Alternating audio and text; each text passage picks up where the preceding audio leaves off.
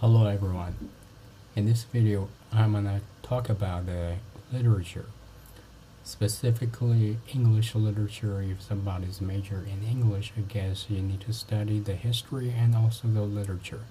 And for anybody, I guess it has huge influence. Also, like William Shakespeare, you have Jane Austen, Pride and Prejudice. Every movie adaptation or any snippets of quotation, play, some like movie lines may be quoted from the original novel or whatever the situation is. There's, I guess, it's ubiquitous everywhere, and so we're just.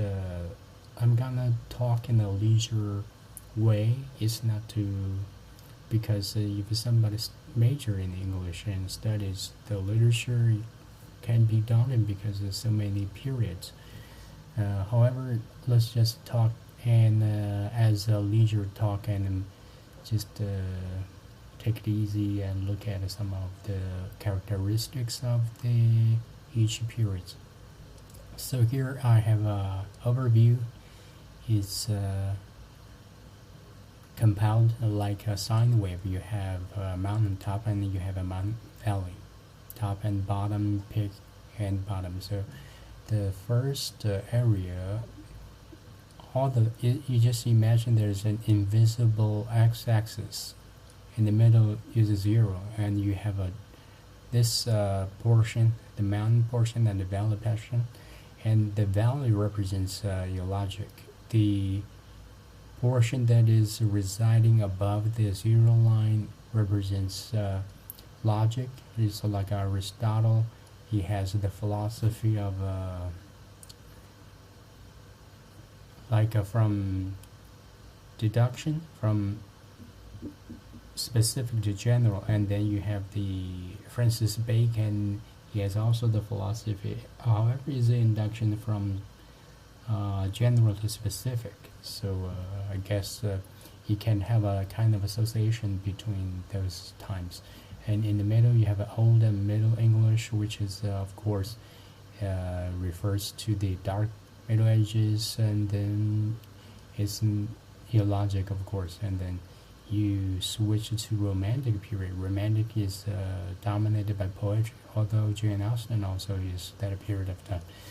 And you need imagination, that's why it's romantic. And then you have the Victorian and realistic period.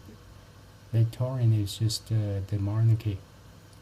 You can also associate it with the Renaissance. It has a Elizabethan drama because both of the and this period is directly named after the monarchy. So, however, you have a realistic in the American because from this period there are actually two branches. One branch is the British literature, and the other is the American literature. And also, here is the same.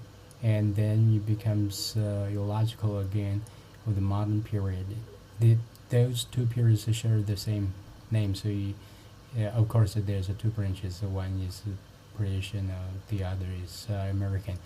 So you have a modern period. In this period is just because of the World War, and most of the writers, like American writers, they actually flock to Paris, and it's like a Mecca. They write some of the works there.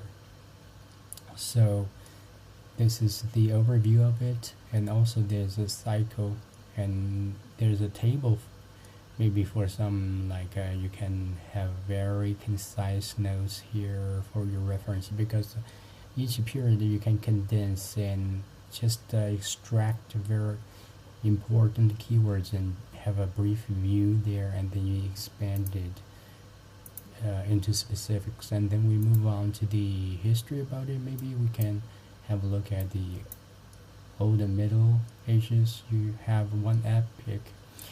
Because there are three epics interwoven, interpolated into the five periods. You have one in the Old Middle English is Beowulf, and then you have the other Paradise Lost, and then you have Romantic. You have another three epics, and then we can have a timeline. In this,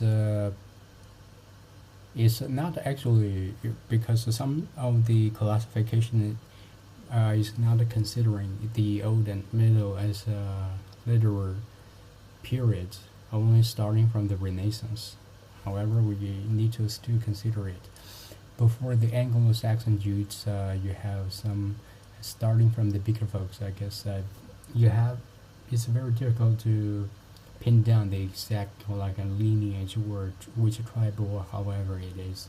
Then they just use the drinking vessel, the container, to name after them. And then you have the Roman invasion. Of course, you have Julius Caesar. He gave the praise to the in Britain, that is the land that's worth conquering. And you have Scotland. It's never been conquered because there's like a wall severed in the middle. And also, although 400 years of occupation, it has not influenced the language per se on a very large scale. Then you have a Vikings invasion, and finally you have the Anglo-Saxon and Jutes. This is the Germanic, and the Old English is this branch. If you look at the Proto-Indo-European language roots, you have Germanic, you have Italic, you have the Latin, and it's very gigantic. Also include the like Sanskrit belongs to Indo-European, and it's a very large branch. As long as it's not considered with the characters, you have strokes, then I guess it's the majority of the words are actually has association with the Proto-Indo-European roots. And then we move on to William Conqueror. This is a very interesting time because the language kind of has many layers and stratas, because you have the officials, the ruling class is using French, and the clergyman is definitely influenced by the Roman and using Latin, and then you have peasant using English. This is the Old English, and then we move on to the Renaissance. You have a Paradise Lost. This is the epic, and you have a timeline 14th to 17th century, and then there's some comparison to it. Prior is like why this Renaissance is just like you have from this point you can have a like comparison, because Aristotle, he has an induction, is a philosophy, and Francis Bacon has a deduction. Therefore, the time gap is very huge. Then you have a big question: why so many years? And all of a sudden, then we can have a look at it, because previously it's like Thomas Becket versus the Henry II, the monarchy. Somehow, although the king was very pious, yet one day when he was soliloquy, he uttered some words that just show his dissatisfaction with the Thomas Becket, and I guess his guards took it and interpreted the meaning in a wrong way and murdered this clergyman.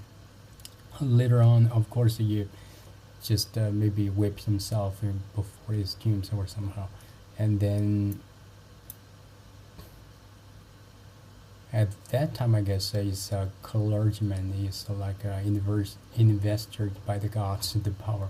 So you have a big struggle, and then move on. We have a bubonic plague, the Black Death, and you have something that's very significant and just challenges people's perspectives, because the doctor allegedly cured himself using some like a remedy. He had a journal or diary that is tracking the situation of his improvement of his conditions, and that's why.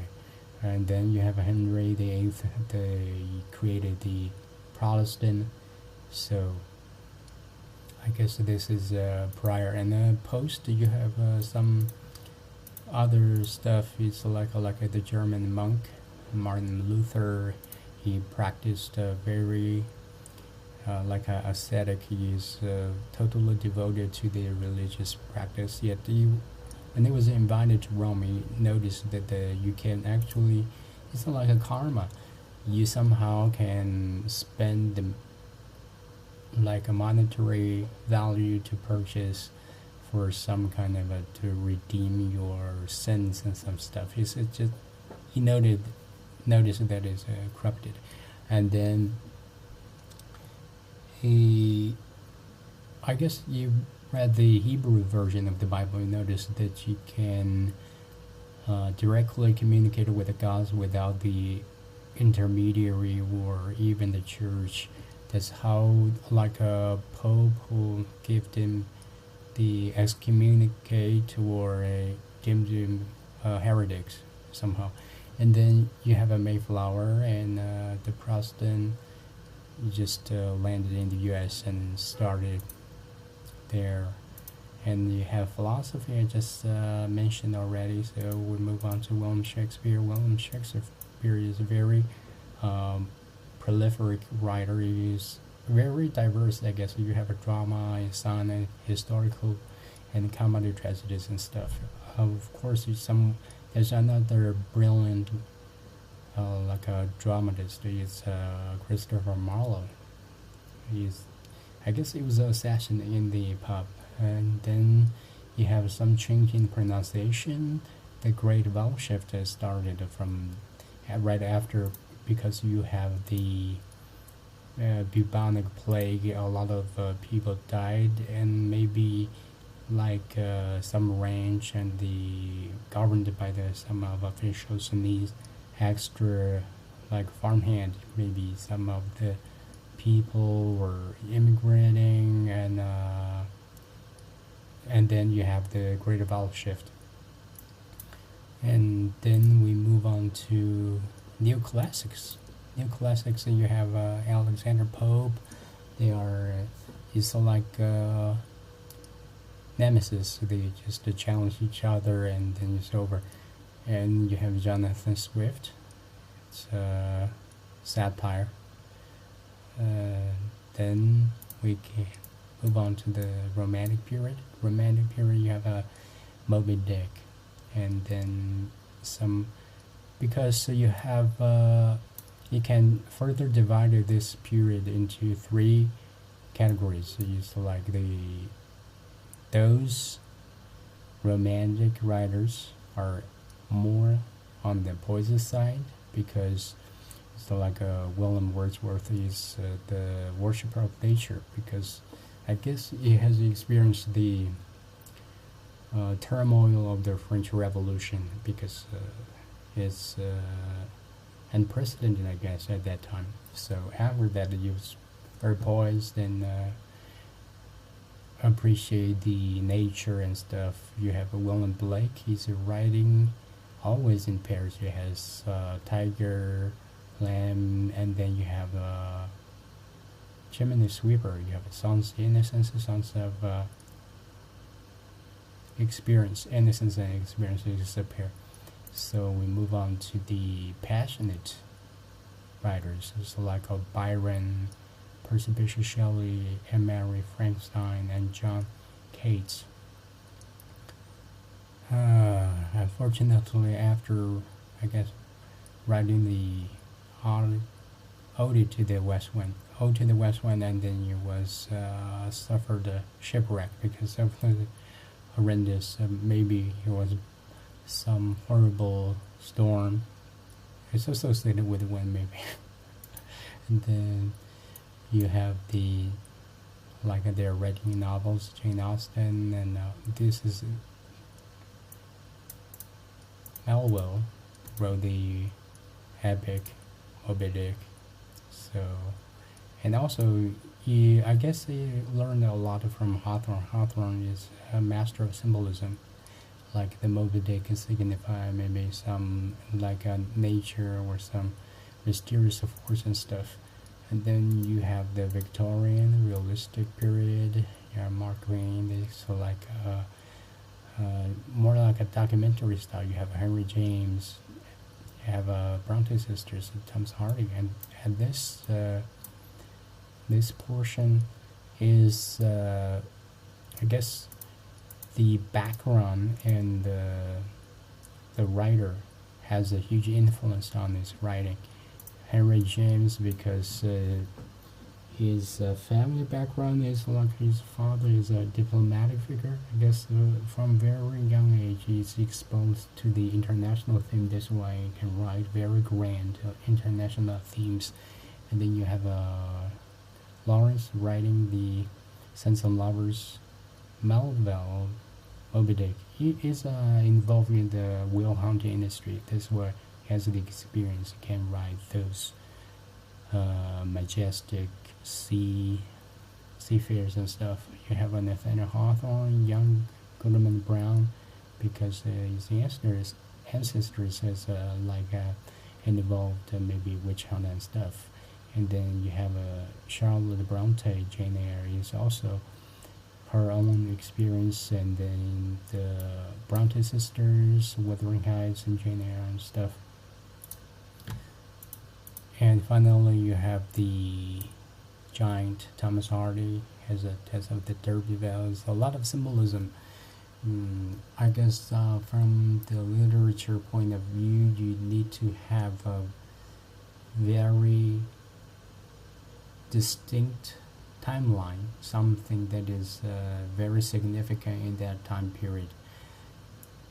And then you have the modern period, T.S. Eliot, Lawrence, Robert Frost, and the last generation in Paris. So like Fitzgerald, Hemingway, William Faulkner, Arthur Pound, James Joyce.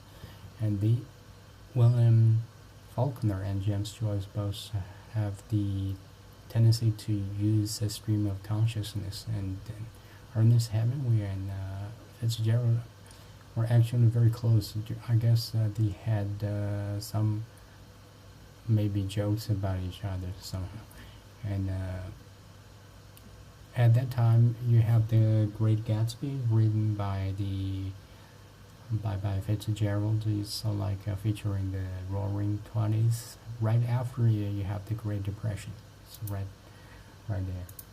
So let's just see.